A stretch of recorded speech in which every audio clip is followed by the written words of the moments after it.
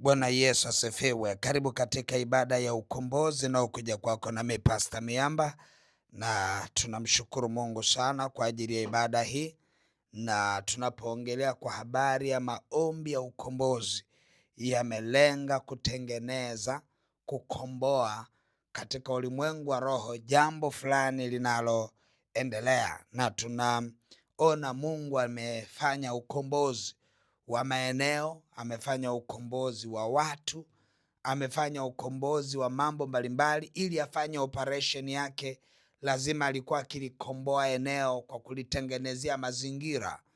Alikuwa akilikomboa eneo kwa kulitengenezea mazingira ya kuruhusu muujiza uingie.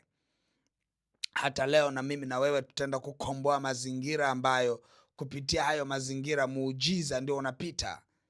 Tutaenda kutengeneza mazingira ya muujiza kupita kwenye ndoa yako, kwenye mahusiano yako. Tutaenda kutengeneza ukombozi wa mazingira ambayo yanaenda kupitisha muujiza kwenye uchumi wako. Yanapitisha muujiza kwa watoto wako. Yanapitisha muujiza kwenye biashara yako ama kwenye kazi yako uliyoajiriwa. Sasa tunaona mtu wa kwanza, Mungu ndio wa kwanza kutengeneza mazingira, kuyakomboa mazingira na kuyafanya mazingira yawe rahisi kufanya jambo la kiroho. Sasa tunaona katika kitabu cha Mwanzo, Mungu anasema katika kitabu cha Mwanzo sura ya kwanza na ule mstari wa kwanza, tunaona maandiko anasema, hapo mwanzo Mungu aliziumba mbingu na nchi, nayo nchi ilikuwa ukiwa tena utupu, na giza lilikuwa juu ya uso wa vilindi vya maji, na roho ya Mungu alitulia juu ya uso wa maji. Tunaona hapa Mungu anaanza kuiumba dunia, mbingu na nchi. Namba moja, anaachilia nguvu ya ukombozi. Anaachilia katika kulikomboa lile eneo ili aweze kuanza kulitumia, aweze kuanza kufanya uumbaji, aweze kuanza kutengeneza na kuratibisha dunia, mbingu na nchi. Alikomboa mazingira fulani, lazima yakombolewe ndio ndoa iweze kuingia, na mazingira lazima yakombolewe ndio afya iweze kuingia. Tunaona hapa Mungu analikomboa lile eneo, anakomboa mazingira ambayo anaenda kukabiliana nayo kwa kuitangaza nuru. Maandiko yanasema Mungu akasema iwe nuru, na ikawa nuru. Tunaona hapa ameikomboa lile eneo lilokuwa na giza, amelikomboa kwa kuita nuru. Akasema na iwe nuru, na giza likaondoka, kwa sababu ilipoitwa nuru na nuru ikawa, giza likaondoka. Na ndivyo hapo ambapo tunaenda leo, kuita nuru katikati ya maisha yako, kuita nuru katikati ya afya yako, kuita nuru katika hatima yako. Ile giza lazima liondoke. Na ndio maana tunaona maandiko yanasema baada ya Mungu kupakomboa ama kuikomboa, mahali hapa palikuwa pazuri sana. Ukisoma ule mstari wa 4 anasema Mungu akaiona nuru ya kuwa ni njema. Mahali pakawa pazuri.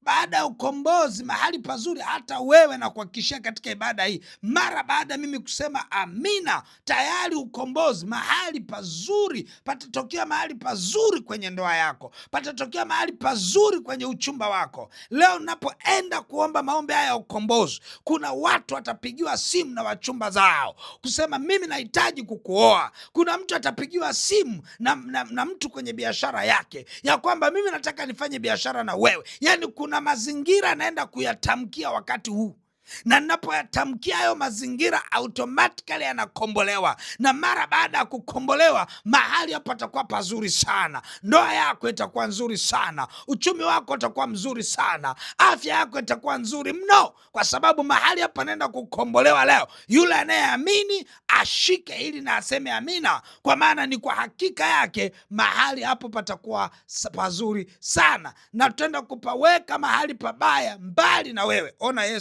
Mungu alichokifanya hapa. Biblia inasema hivi, Mungu akaiona nuru ya kuwa ni njema, Mungu akaitenga nuru na giza. Lazima tutenge uharibifu ukae mbali, tutenge nuru na giza vikae mbali. Mungu akaiona nuru ya kuwa ni njema, Mungu akatenga nuru na giza. Mungu akaita nuru mchana na giza akaliita usiku. Ikawa jioni, ikawa asubuhi, siku moja.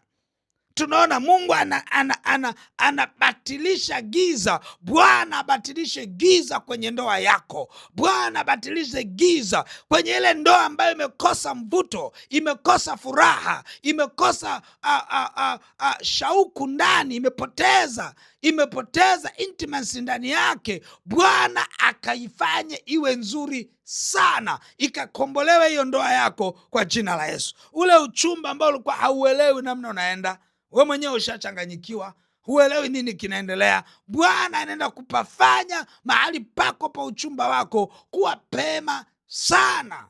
Namshukuru Mungu sana.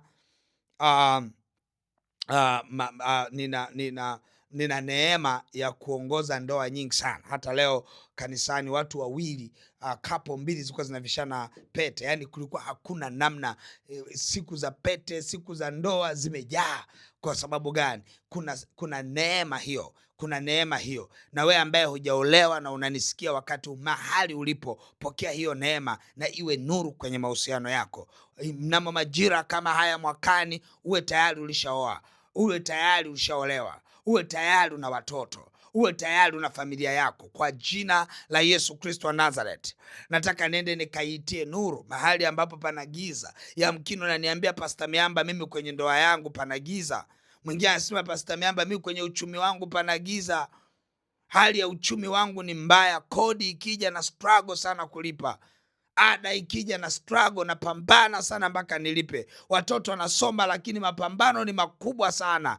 Na kuambia hivi, ninaenda kuita nuru katika jina la Yesu. Na ninapoenda kuita nuru, giza linaenda kutoweka na nuru inaenda kuchukua nafasi. Giza linaenda kutoweka na nuru inaenda kuchukua nafasi. Na ninapoenda kuomba nuru iingie ndani ya maisha yako, tarajia muujiza katika jina la Yesu. Tarajia mambo makubwa katika jina la Yesu. Tarajia kufunguliwa. Wewe uliyekuwa katika vifungo, wakati unapoongea katika maombi haya ya ukombozi, tarajia kufunguliwa katika jina la Yesu. Nataka niite nuru. Twende mbele za Bwana.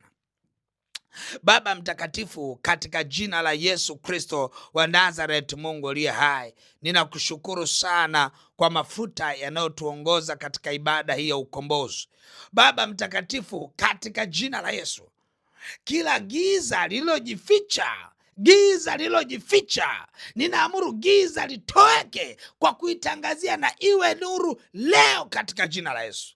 Baba, natangaza katika jina la Yesu Kristo, na iwe nuru kwenye afya mtoto wako huyu. Magonjwa yote kwa majina yake yapate kutoweka. Ninatangaza na iwe nuru, kama ulivyosema ya kwamba na huyo neno alikuwa ni uzima, na huo uzima ulikuwa ni nuru ya watu, na hiyo nuru yang'aa gizani, wala giza alikuiona. Ninatangaza nuru leo katika jina la Yesu. Ninatangaza nuru kwenye biashara mtoto wako huyu. Natangaza nuru kwenye afya yake.